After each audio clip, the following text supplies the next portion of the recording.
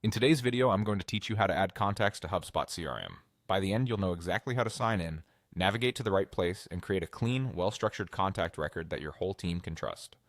Start by heading to the HubSpot login page in your browser and sign into your account. If your organization uses Google to authenticate, select your Google account when prompted. If you have access to multiple HubSpot portals, make sure you're entering the correct workspace before moving on. This helps ensure the contact you create ends up in the right account.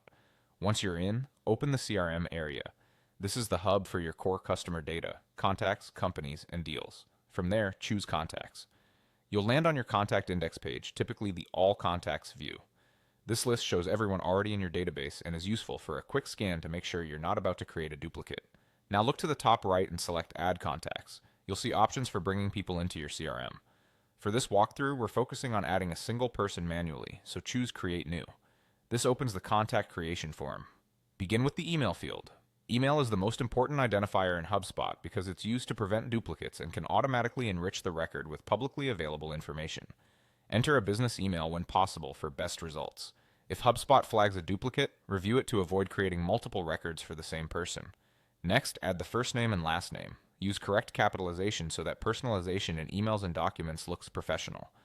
HubSpot can display names across your system, so attention to detail here pays off. Continue by filling in additional details you have on hand, such as phone number and job title. Include only accurate information and skip anything you're unsure about. You can always update the record later. If your team uses custom properties, you'll see them here too. Complete the ones that are required or particularly important to your process. A quick tip on phone numbers: include the country code to improve call and text reliability across different tools. When everything looks good, click Create. HubSpot will generate the new contact record and take you directly to their profile page. From there, you can add notes, log calls, or send an email when you're ready, but the contact is now officially in your CRM. That's it.